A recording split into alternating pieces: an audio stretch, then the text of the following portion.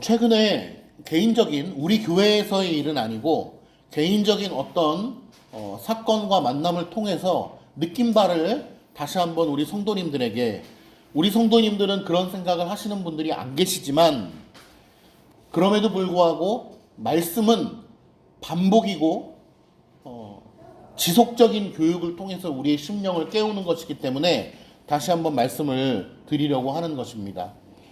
많은 사람들이 이런 질문을 하곤 합니다.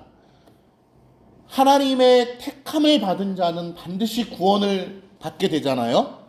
하나님의 은혜의 작정 가운데 택함을 받은 자는 반드시 구원을 받게 될 것입니다. 왜냐하면 그 구원을 주시는 이도 하나님이시요, 이루어 가시는 분도 하나님이시고 완성시키는 분도 하나님이시기 때문에 그 구원의 계획은 실패할 수 있는 확률이 전혀 없는 것입니다. 왜냐하면 그 계획도 하나님, 이루어 가시는, 견인하시는, 온전히 이루시는 분이 하나님이시기 때문에 그런 것입니다. 그런데 우리는 이런 질문을 가끔 하곤 합니다. 그러면 하나님의 은혜의 작정 가운데 택함을 받은 자가 유형적 교회를 떠나는 일이 있을 수 있겠는가라고 하는 질문입니다. 예를 들면 사람을 특정 짓기는 저를 예를 들어 볼게요. 어떤 사람이 하나님께 분명히 택함 받은 사람이라고 우리가 가정해 봅시다. 우리는 알 수 없으니까 가정해 봅시다. 그러면은 분명히 하나님의 계획 가운데는 구원을 반드시 받게 될 것입니다.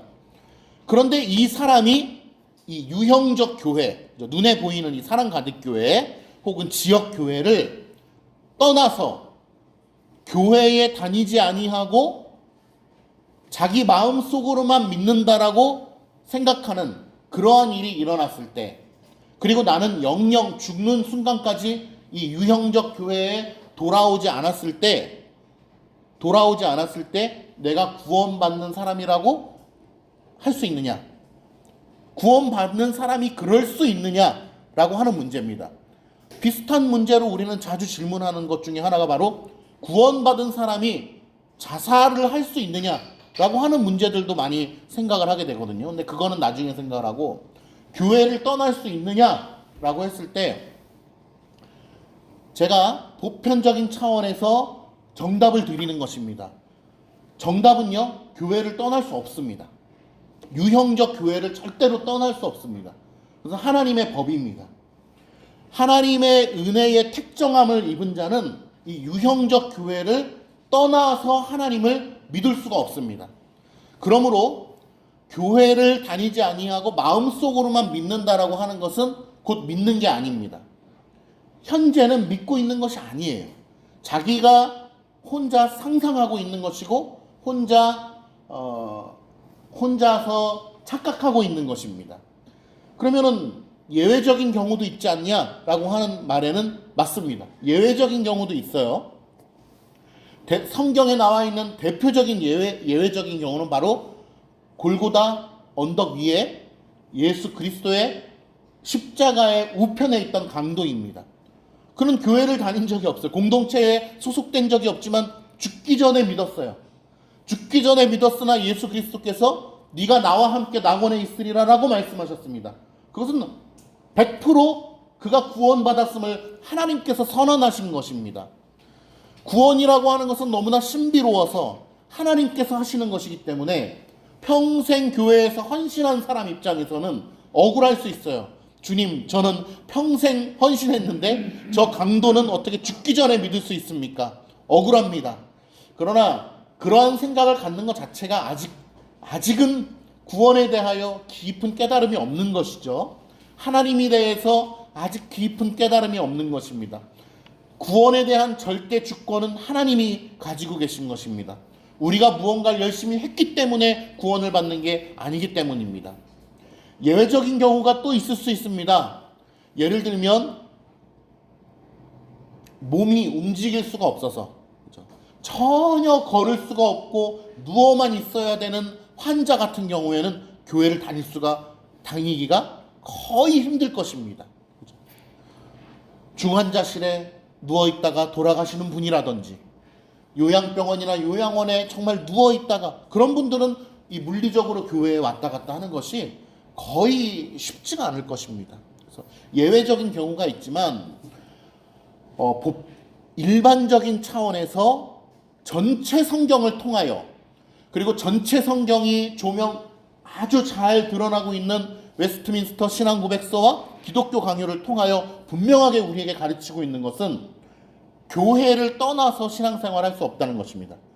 근데 왜 이런 말씀을 갑자기 또 반복해서 드리냐면 그런 사람들이 이 세상에 너무나 많기 때문입니다. 특히 코로나 이후에는 그것이 코로나라고 하는 것이 이 세상의 패턴을 너무나 많이 바꿔놨기 때문에 정말 많은 사람들이 교회에는 출석하지 아니하고 공동체에 소속하지 아니하고 예수를 믿고 있어요. 그것은 분명하게 얘기해. 그럴 수도 있고 저럴 수도 있는 것이 아니라 그건 안 믿는 것이다. 주일 같은 경우에는 많은 교회들이 유튜브로 방송을 내보냅니다. 생방송으로 내보냅니다. 근데 모 교회에 이렇게 유튜브 생방송을 제가 잠깐 들어가 보면 수천 명이 그걸 보고 있어요. 수천 명이 그 예배를 보고 있으면서 어디서 잘 보고 있습니다. 어디서 잘 보고 있습니다. 댓글을 남깁니다. 댓글을 또 담임 목사님이 읽어줘요. 중간에 예, 어디 경북에서 보고 계시군요. 예, 은혜 받으시기 바랍니다. 라디오 방송처럼. 그것은 안 된다. 바람직하지 못한 것 정도가 아니고 그것은 헛된 신앙생활이다.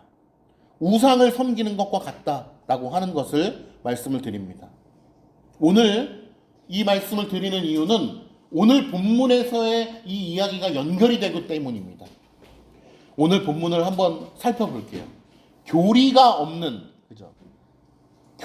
없는 신앙생활이 얼마나 위험한 것인가. 하나님을 제대로 알지 못하고 믿는 것이 얼마나 위험한 것인가. 그것을 한마디로 얘기한다면 믿는 것이 아니다. 그릇된 믿음이다. 빗나간 믿음이다. 허황된 믿음이다. 아니에요. 믿는 것이 아니다. 누구를 믿는 거냐? 자기 자신을 믿는 거예요. 그러므로 성경을 통하여 오직 성경 전체 성경을 통하여 우리에게 교훈하시는 바를 우리가 잘 알고 하나님을 믿어야 된다라고 하는 것입니다. 지난주에 어떤 내용이 있었냐면요. 지난주 제목이 영생을 주시기로 작정된 자는 다 믿더라입니다. 하나님께서 그 어떤 역사를 이루신다 할지라도 하나님의 예정보다 앞서는 일은 없습니다. 하나님의 천지창조가 위대한 일이고 하나님의 택정함을 입은 자들을 구원해 주시는 것은 하나님의 중요한 사역이지만 예정보다 앞서진 않는다. 그러므로 하나님의 모든 사역과 이 세상의 모든 섭리는 하나님의 예정과 작정에 기반하는 거예요. 심지어는 우리 신앙생활을 하는 데 있어서 성화의 근본도 뭐냐? 예정이다라는 거예요. 우리의 신앙생활의 출발점은 어디예요? 예정이에요. 우리의 신앙생활의 근본은 어디냐? 예정이에요. 하나님의 예정과 작정이 아니고서는 그 어떤 것도 이루어질 수가 없는 것입니다. 그러므로 13장 48절에 영생을 주시기로 작정된 자는 다 믿더라 라고 하는 오늘 누가의 이 기록을 통하여 우리는 하나님의 구원의 역사가 어떻게 우리에게 펼쳐지는가를 다시 한번 생각할 수 있는 것이죠.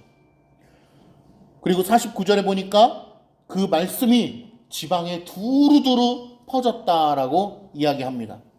복음의 확장이 오늘 하나님의 능력으로 말미암아 사도들을 통하여 복음에 확장되고 있는 것입니다. 믿는 자들이 날마다 더해지는 것입니다. 그러므로 그 복음이 두루두루 퍼진다라고 하는 것과 하나님께서 작정하신 자가 믿는다라고 하는 것은 상충되는 것이 아닙니다. 동일한 말이에요. 자, 50절부터 한번 볼게요. 지난주에 살펴보질 못해서요. 50절 보니까 복음이 막 확장되고 있는데 그 사이에 있었던 일들을 기록하고 있습니다. 이에 유대인들이 경건한 귀 부인들과 그 신의 유력자들을 선동하여, 50절에 나오는 유대인들은 어떤 유대인이냐면 복음을 전하고 있는 바울과 바나바를 마땅치 않게 여기고 있는 사람들입니다. 야, 저 사람들을 저거 죽여버려야 되는데 라고 생각하고 있는 사람들이에요. 근데 그 사람들의 특징은 뭐냐 하면은 보세요. 50절에 뭘 했다고 합니까? 선동했다고 그래요. 선동. 이 선동이라고 하는 것은 굉장히 이 사도행전에 자주 나옵니다. 그리고 복음을 대적하는 자들에게 있어서 이 선동이라고 하는 흐름은 사탄 마귀의 이 주요한 방법 중에 하나입니다. 왜냐면 자기 혼자 싫어, 저는 그 교리가 싫습니다, 안 믿습니다 라고 하는 것이 아니고 어떠한 목적을 위해서 사람들을 선동하여서 결국 그 사람을 미워하게 되고 그 사람을 낭떠러지로 떨어뜨리게 하기 위한 수단이기 때문에 그렇습니다. 근데 선동된 사람들이 누구냐 보니까 경건한 귀부인들이라고 그래요. 여기서 경건한 귀부인들이라고 하는 것은 우리가 의미를 잘 살펴야 되는데요. 어떤 의미냐면 아예 믿지 않는 사람들이 아닙니다. 아예 하나님을 믿지 않고 관심이 없는 사람들은 이것에 관심조차 없기 때문입니다. 그러면 경건한 귀부인이라고 하는 것은 일단 믿는 사람들을 얘기해요. 유대교에서 하나님을 믿는 사람들을 얘기하는 것입니다. 하나님을 믿는 사람들이고 귀부인이라고 하는 것은 말 그대로 좀 경제적인 여유가 있는 부인들을 얘기하는 거거든요. 근데 왜 선동된 사람들이 이런 사람들일까라는 생각을 해볼 필요가 있어요. 역사적 이 사실이기 때문에 이렇게 기록이 된 것인데, 일단 믿지 않는 사람, 그러니까 아예 타락하여서 하나님에게 관심이 없는 자들은 요 말에 선동되어지지 않는다. 두 번째는 믿는 사람이라는 거예요. 하나님을 믿는 유대인이고 어느 정도는 뭐가 있다? 신앙이 있는 거예요. 아예 타락하여서 하나님을 떠난 게 아니고 어느 정도는 하나님을 향한 열심이 있는 거예요. 그러나 그것은 참된 믿음은 아닌 것이죠. 두 번째는 왜 귀부인이었을까? 일단 경제적 여유가 있는 사람들이 모여서 수다 떨기를 좋아하죠.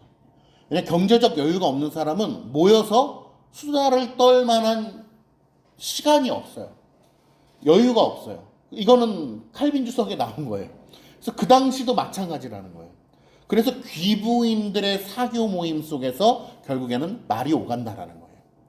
말이 오가고 헛된 소문들이 오간다. 그러나 그들이 참 믿음의 사람들이 아니었기 때문에 그들이 선동의 대상이었다는 거예요. 유대인들이 유대인 남자들을 선동하지 아니하고 유대인인데 믿음이 조금 희미하게 있는 부잣집 여인네들을 선동했다라는 것입니다. 이것이 굉장히 중요한 포인트예요. 그리고 그 신의 유력자들을 선동하여, 우리가 선동하기 위해서는 이 사회도 마찬가지입니다. 어떠한 일을 이렇게 해나가고 선동하기 위해서는 힘이 없고 돈이 없고 영향력이 없는 사람을 찾아가진 않죠. 그러나 어떤 일을 선동하기 위해서는 정치인들을 찾아가고 돈 있는 사람을 찾아가고 어떤 영향력이 있는 사람을 찾아가는 것이죠. 오늘 유대인들도 딱 두 부류를 선동했다는 것입니다. 경건한 귀부인들과 그 시내의 유력자들을 선동하여서 바울과 바나바를 박해하게 되었다.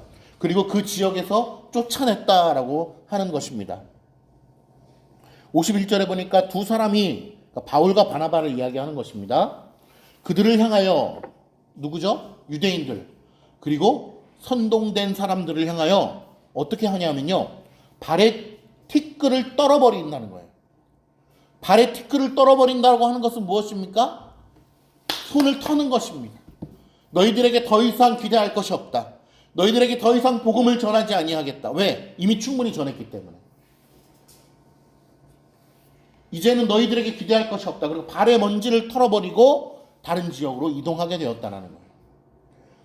그러니까 이게 동시에 두 가지 마음이 다 있는 겁니다. 이 사도들에게 복음에 대한 가득한 열정이 채워져 있지만, 그리고 동시에 불순종, 오늘 본문에도 나오는데 불순종하는 자들에게 있어서는 먼지를 털어버리고 나간다라는 것입니다. 여러분, 우리가 선동되어지는 사람이 안 되길 바랍니다. 참된 교리의 말씀 가운데 가르침을 받는 복된 사람들이 되기를 축복합니다. 이 성경에는요, 사도행전도 마찬가지지만 계속해서 두 부류의 사람이 나와요.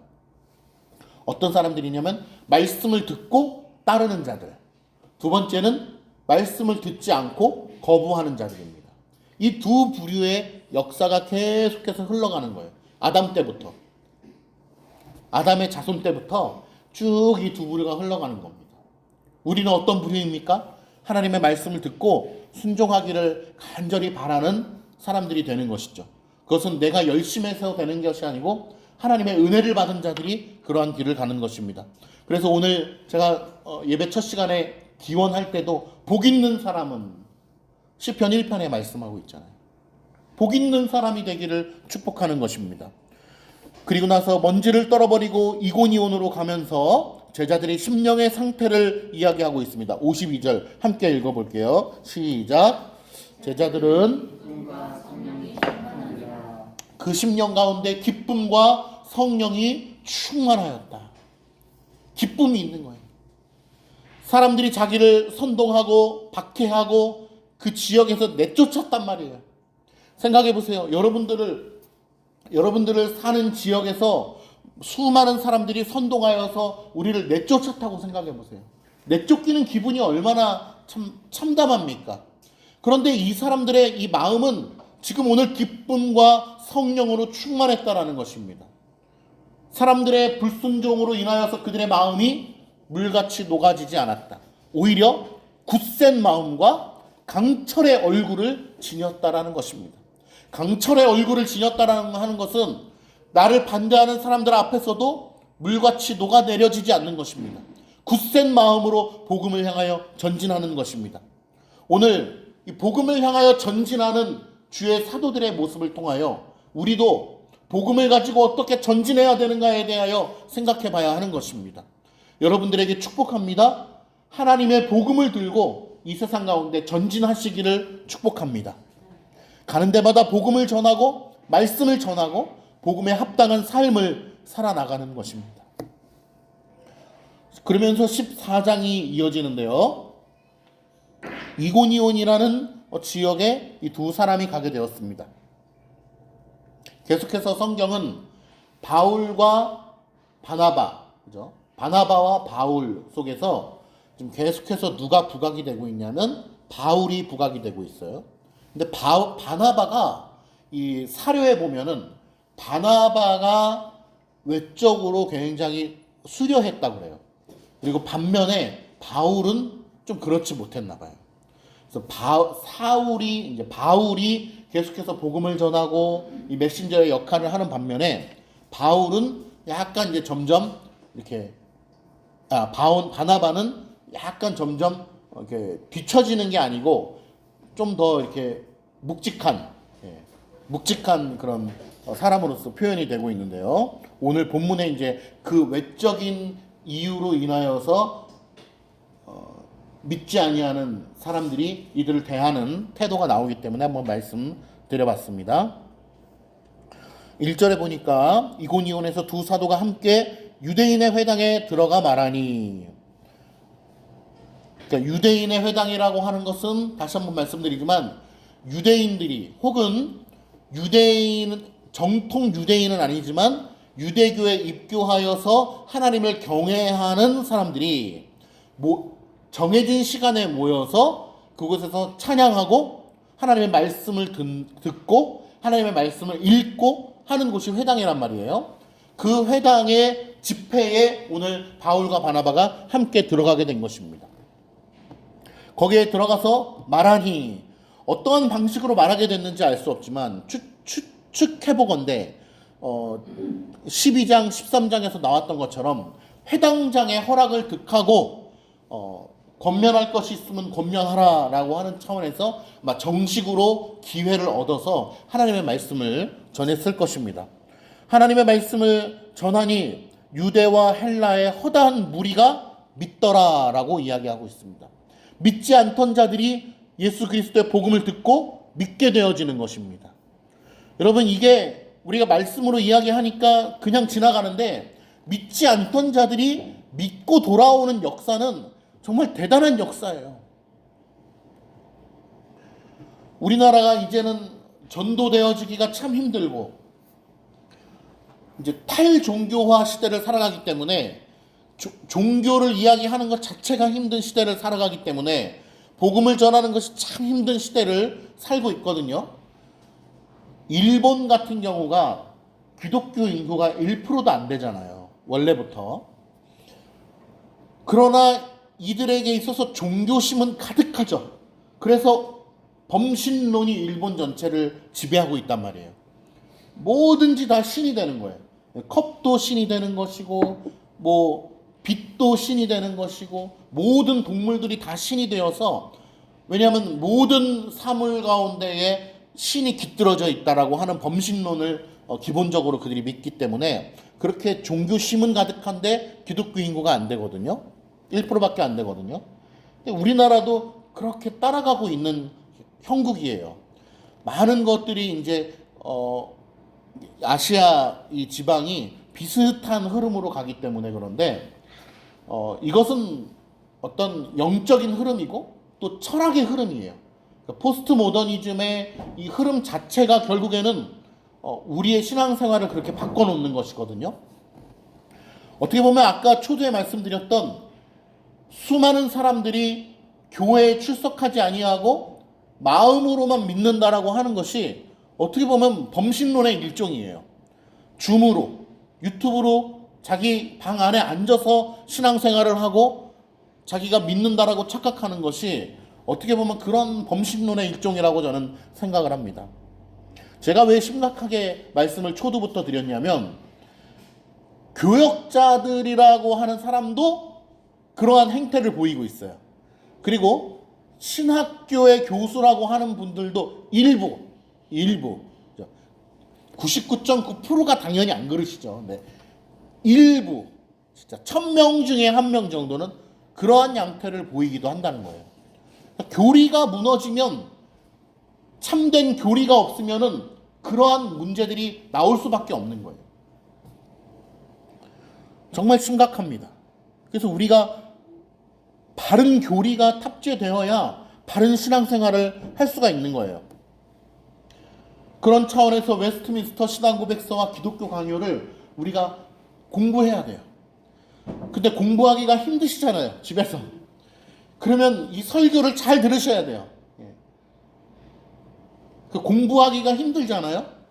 그러면 제가 공부한 사람으로서 이 설교에서 가르칠 때 순종하셔야 돼요. 근데 순종의 마음도 참 맘대로 안 됩니다. 자, 14장 다시 봅니다. 허다한 무리가 믿더라. 그러나 보세요. 계속해서 순종하는 무리와 순종하지 아니하는 부류가 계속해서 등장한다 그랬죠? 순종하지 아니하는 유대인들이 이방인들의 마음을 선동하여 또 선동해요. 왜? 자기들만 안 믿으면 되는데, 자기들만 싫다고 하면 되는데, 미움과 시기와 질투와 자신들의 자리가 빼앗기는 것이 싫은 것입니다. 그러니까 결국에는 뭐예요? 교리적인 문제도 있지만 자신들의 자리가 빼앗기는 게 싫은 거예요. 자신들이 받아야 되는 명성, 인기가 다른 데로 옮겨가는 것이 싫은 것입니다. 그러니 그들의 마음이 얼마나 사악한 거예요. 차라리 정직하게 나는 당신들의 교리가 틀렸다고 생각합니다. 나는 유대교가 맞다고 생각합니다. 이건 차라리 정직한 거죠. 그러나 이들은 어때요? 자신들의 자리가 빼앗기는 것 때문에 결국 그들을 선동한다는 것입니다. 이방인들의 마음을 선동하여 형제들에게 악감을 품게 하거늘. 이거 사단의 교묘한 방식들인 거예요. 형제들에게 악감을 품게 하거늘. 자, 그러면 저 같으면 또 선동해서 우리에게 악감정을 품게 해? 이 동네도 떠나자 라고 하고 싶을 것 같은데 3절에 보니까 어떻게 이야기합니까? 두 사도가 오래 있어. 자신들을 미워하고 자신들을 선동하고 자신들을 악감정을 가지게끔 하고 있음에도 불구하고 그 지역에 두 사도가 오래 있었다. 왜 오래 있을 수 있었냐? 주님께서 그들에게 힘을 주셨기 때문입니다. 뒤에 볼게요. 오래 있어 주를 힘입어 담대히 말하니. 이들이 담대히 복음을 전할 수 있었던 이유는 바로 하나님께서 그들에게 힘을 주셨기 때문입니다. 그들이 힘이 좋아서, 그들이 능력이 좋아서, 지혜가 있어서 이 복음을 전하는 것이 아니에요. 성령 하나님께서 그들을 사용하셨기 때문에 복음을 전하는 것입니다. 칼빈이 위대한 말을 한 가지 남겼는데 그 말을 또 전하겠습니다. 자기 자신의 지혜를 의지하는 것보다 치명적인 것은 없다 라는 말을 남겼어요. 자기 자신의 지혜를 의지하는 것보다 치명적인 건 없다는 거예요. 여러분, 저는 이 두 사도가 하나님의 지혜를 의지하였음을 믿습니다. 주를 힘입어 담대히 말하니. 자, 그 다음 보세요. 주를 힘입어 담대히 말하였어요. 근데 그 다음에 주어가 뭐냐면 주께서. 그 일을 행하신 분이 누구시냐? 바로 하나님이에요. 자, 우리는 이렇게 생각하기 쉽습니다. 하나님께서 나에게 능력을 주셨어. 그러면 이제 내가 해야지. 하나님께서 이재신 목사에게 능력을 주셨어. 그러면 이제 내가 해야지. 나에게 주셨으니까. 나에게 능력을 주시는 이는 하나님인 거 인정합니다. 그러면 내가 해야지. 혹 신유의 은사를 받았어요. 병 고치는 은사를 받았어요. 병 고치는 은사를 하나님께서 나에게 주셨으니까 그거는 내가 해야지 라고 생각하는 경우가 있는데 그것은 아니다. 다시 한번 강조드리는 것, 하나님만 남는 신앙. 여러분, 우리가 믿음이 내 겁니까? 제가 만약에 여기서 병 고치는 은사를 받았다고 해봐요. 병 고치는 은사가 내 겁니까? 믿음의 은사가 제 겁니까? 내가 그 어떤 것을 받았다 한들 그것이 제 것이 아니라는 거예요. 그것은 하나님 것입니다. 사도들도요, 자기들이 원하는 때에 안수기도 해가지고 안진뱅이가 일어나고 그러지 않았어요. 야, 우리가 그런 은사를 받았으니까 안진뱅이들 다 나오시오. 자, 눈먼 자들 다 나오시오. 내가 기도해드리겠소. 자, 집회를 열겠소. 자, 병든 자들 다 나오시오. 내가 안수 뿅뿅뿅뿅뿅뿅 해줄 테니까 다 나을 것입니다. 아니요. 사도들은 자기들이 원하는 때에 어떠한 초능력 같은 은사가 나가는 게 아니었어요. 하나님께서 그들의 발걸음을 인도하시사 필요한 때에 그 은사가 나가게 하신 거예요. 그러므로 그러한 은사도 내 것인 양 착각하는 현대 교회들은 각성해야 되는 것입니다. 그래서 어떠한 집회, 신유 집회, 어떠한 능력 집회, 이런 것들이 문제가 되는 것이죠. 마치 한 목회자가 그러한 은사를 받아서 베풀 수 있는 것인 양 생각하는 것은 하나님을 호도하는 것입니다. 주를 힘입어 담대히 말하니. 그 다음 주어가 뭐예요? 주께서. 하나님이 하신 거예요. 주께서 그들의 손으로. 자, 이 사도들의 손은 뭐예요? 도구예요, 도구. 하나님의 연필이에요, 연필. 이 사도들은. 연필이 자기 스스로 글을 쓸 수 있습니까? 아니요. 하나님께서 그 연필을 잡고 쓰셔야만 글이 써져 있는 거예요. 오늘 이 두 사도는 연필에 불과해요. 우리 모두는 하나님의 연필에 불과하다는 거예요. 하나님께서 하시는 겁니다. 주께서 그들의 손으로 표적과 기사를 행하게 하여. 보세요. 표적과 기사를 행하게 하여. 누가 했다는 거예요? 하나님께서 하신 거예요. 이 사도들은 겸손했어야 돼요.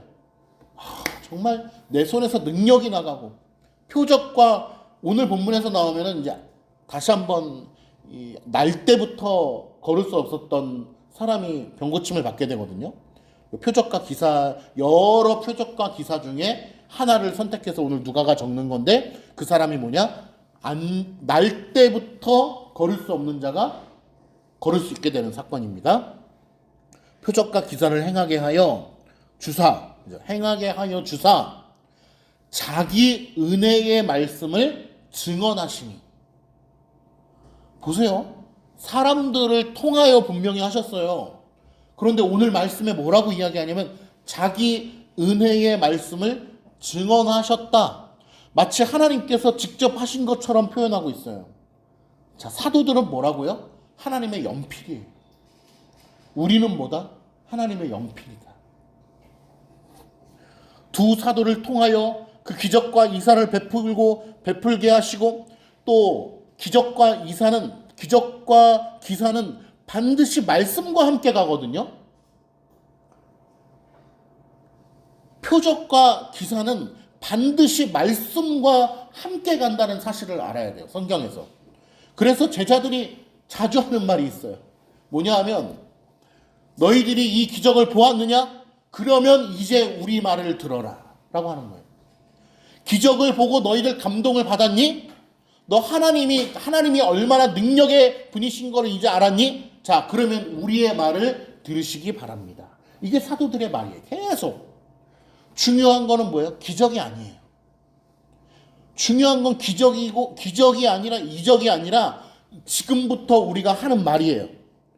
이걸 통해서 교훈을 내가 줄게.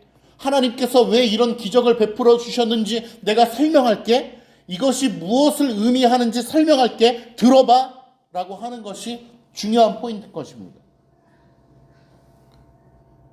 그러니 보세요. 오늘 3절에 표적과 기사를 행하게 하여 주사 자기 은혜의 말씀을 증언하시니. 중요한 건 뭐예요? 표적과 기사는 수단이에요. 그 수단을 통해서 은혜의 말씀을 증언하신다라는 거예요. 누가? 하나님께서 연필된 그 사도들을 통하여. 그러면 그 은혜의 말씀을 전하는 주체자는 누구시냐? 바로 하나님이시라는 거예요. 그러니까 제가 늘 강조드리는 것입니다. 부족한 목회자가 이 자리에 서 있지만, 저 목회자가 부족하니까 잘 안 들어도 돼. 이게 아니에요. 부족한 걸로 따지면 오늘 바울과 바나바도 마찬가지예요. 그러나 우리가 바울과 바나바를 집중합니까? 그렇지 않아요. 오늘 바울과 바나바가 집중되어서 어떤 일이 일어나냐면은, 사람들이 이제 뒤에 가면, 이제 다음 주에 또 설교하겠지만, 뒤에 가면 사람들이 뭐라고 합니까? 바울과 바나바가 안진뱅이를 일으킨 걸 보고, 야, 우리가 알던 그 신이다. 누구? 제우스와 헤르메스. 제우스는 무엇입니까? 그리스 로마 신화의 신 중의 신이에요. 안진뱅이를 일으키는 거 보면서, 바울과 바나바를 보면서 바나바에게 뭐라고 그러냐면 제우스 신이 사람의 형상으로 내려오셨다라고 얘기를 해요. 왜 바나바가 그랬는지 아세요? 바나바가 외적으로 더 수려했거든요. 사울이 이렇게 물론 함께 기도했겠지만 사울이 막 일으켰는데, 바나바가 외적으로 더 수려하니까 사람들은 어떻게 하냐면 신중의 신이 바나바고, 그 다음에 사울을 보고, 사울은 말을 많이 했거든요. 말하는 사람은 헤르메스다. 헤르메스는 이 신들을 대변하는, 그러니까 대변인 같은 존재예요. 그러니까 바나바는 제우스 신이 사람이 돼서 내려왔다. 그리고 사울은 헤르메스 신이 사람이 돼서 내려왔다. 그리고 이들을 우리가 경배하자. 이들에게 제사 드리자. 그래가지고 이제 뒤에 가면 나오는데, 그 제사장이 소하고 이 화환을 막 뿌려가지고 온 거예요. 이들에게 우리 제사를 드리자. 소를 잡아서 이들에게 드리자라는 거예요. 자, 보세요. 인간의 모습이 그런 것입니다. 표적과 기사를 행하여 주사 하나님의 말씀을 들어야 되는데, 표적에서 벌써 뿅 가는 거예요. 그리고서 표적만 보고 뭐라 그러네요? 이들이 신 중에 신이 사람이 되어 내려왔다. 그러면서 그 제사장이 왜 소와 화환을 들고 와서 그들을 제사하자고 했는지 아세요? 제사를 하면요, 뭐가 많이 들어와요? 이게 많이 들어온단 말이에요. 그러니까 소를 잡아다가 지금 화환을 쫙 세워놓고 지금 바울과 바나바 이 제우스 신과 헤르메스 신이니까 우리 이들에게 제사 드리자라고 하는 거예요. 자기 욕심이죠.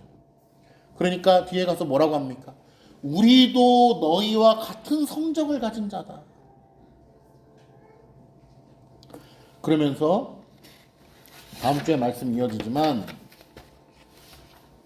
17절 보세요. 15절.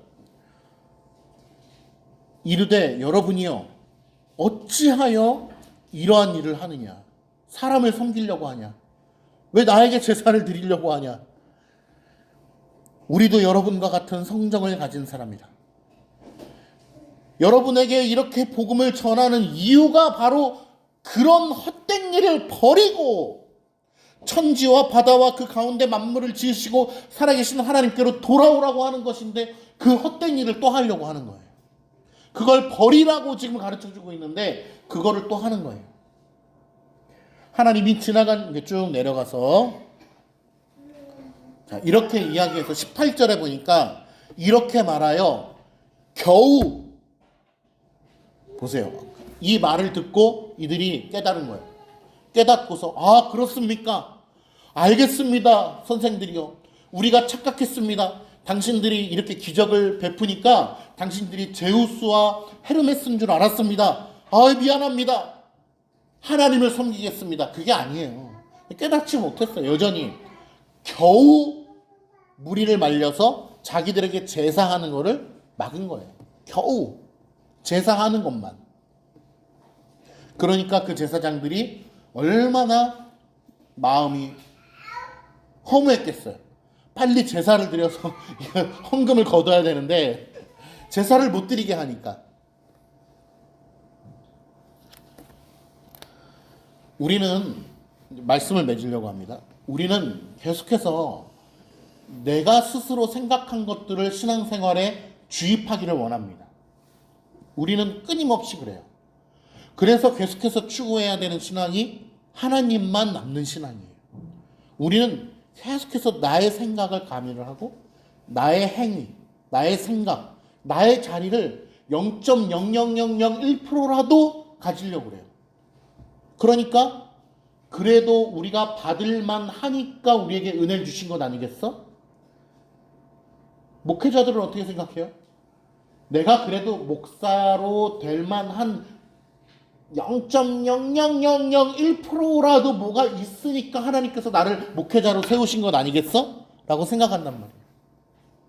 그래도 내가 뭔가 구원받을 만한 뭐가 조금이라도 건덕지가 있으니까 하나님께서 은혜를 주신 것 아니겠어? 라고 생각하는 것이죠. 그런 것이 아니다.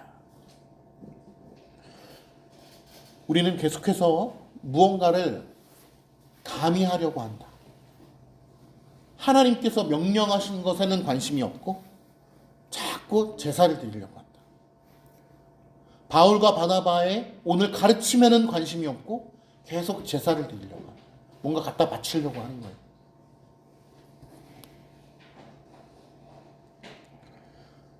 (12월을) 맞이하여 우리가 많은 세상이 반짝반짝거리는 이 불을 걸어놓고 트리를 장식하고 교회에도 많은 행사들이 있습니다. 우리 교회는 한 번도 성탄 예배를 드린 적이 없고 앞으로도 그렇지 않을 것이지만 지속적으로 우리 교회뿐만 아니라 많은 사람들은 그러한 것을 요구할 것입니다. 요구하고 다른 데 놀러 가는 것보다는 좋지 아니하냐. 세상적으로 가서 노는 것보다는 교회 와서 있는 게 좋은 거 아니냐라고 하는 핑계로 뭔가를 만들어내려고 해요. 그런데 제가 아까도 말씀드렸지만 웨스트민스터를 통째로 기독교 강요를 통째로 공부하셔야 되는데 공부하시기가 어렵잖아요. 생업에 바쁘시니까. 그러면 공부한 사람의 말을 듣고 순종하시길 바랍니다. 공부하고 여기서 강단에서 주님의 이름으로 권면하는 이 말을 여러분 듣고 순종하시기를 바랍니다. 그런 것들을 만들어내는 것이 그릇된 것이다.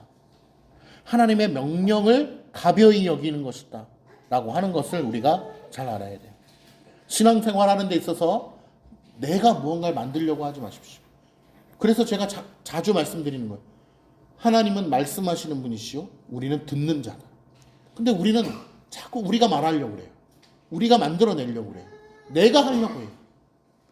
그런 것들을 타파해가는 것이 바로 우리의 신앙생활의 여정이라는 거예요. 아마도 저를 포함해서 우리 모두는 끝까지, 죽는 순간까지 무언가를 만들어내기를 기뻐할 것입니다. 그러나 우리는 듣는 자라는 사실을 명심합시다. 하나님의 명령에 따르는 자라는 사실을 기억합시다. 군대에서, 훈련소에서 이야기하는 여러 말 중에 한 말이 기억에 남아요. 너희 병사들은 시키는 대로만 하면 돼. 그래서 훈련소 때가 제일 편한 때야. 이런 얘기를 해요. 점점 직위가 올라가고 직급이 올라갈수록 고민이 많아진다는 거예요. 그래서 지금이 이제 겨울이잖아요. 그래서 많은 부대들이 지금 훈련을 떠나요. 자기의 부대를 떠나서 10일, 15일간 이제 훈련을 떠납니다. 훈련의 이름은 가지각색이겠죠. 훈련을 이렇게 떠나면은 제가 그런 말 했어요. 강윤석 목사님도 군에 있고 또 한아람 목사님도 군에 있고 하니까 제가 그런 얘기를 했어요. 야, 병사들이 힘들겠다. 그런 얘기 했거든요. 그러니까 이런 말을 하더라고요. 병사들도 힘들지만, 용사들도 힘들지만 지휘관들이 더 힘들어요. 병사들이 볼 때는 지휘관들은 책상에 앉아 있는 것 같지만 그 지휘관들은 작전을 짜고 이들을 동선을 어떻게 관리하고 안전사고를 예방하고 정말 수만 가지 생각을 하면서 더 힘들다는 거예요. 직급이 높을수록 더 힘들다는 거예요. 물론 용사들이 몸은 힘들지 몰라요. 그러나 시키는 대로만 하면 된다는 거예요. 시키는 대로만 하는 것처럼 편한 게 없다는 거예요, 세상에. 우리의 신앙생활이 굉장히 어려운 것 같아요. 요구하는 게 많고 성경도 두껍고 기독교 강요는 또 웬 말이냐, 웨스트민스터 신앙고백서는 웬 말이냐 싶지만 여러분, 이 신앙생활만큼 쉬운 게 없어요. 어떻게 보면 그 영광의 하나님은 우주 멀리 끝에 계신 것이 아니에요. 오늘 이 강단에서 설교자를 통하여 계시된 하나님의 성경 말씀을 통하여 우리의 너무도 가까이 우리에게 명령하고 계시고 우리에게 자기 자신을 계시하여 주고 계시다는 사실입니다. 멀리 있는 것이 아니에요. 어떤 차원에서는 너무 쉬워요. 하나님께서 명령하신 대로 하면 돼요. 그렇다고 인간적인 차원으로 쉽다는 것이 아니고, 여러분, 우리가 하나님의 명령을 받들고 마치 훈련소에 있는 병사가 지휘관의 말씀에 순종하여 그대로 하면 되듯이, 물론 그것이 그 병사에겐 너무도 힘들고 고된 일일 거예요. 그러나 어떤 차원에서 그것만큼 쉬운 게 없어요. 이 설교자의 설교를 통하여, 가르침을 통하여 우리에게 견책하시고 교훈하시는 하나님의 이 가르침을 순종하시기를 바랍니다. 기도하겠습니다.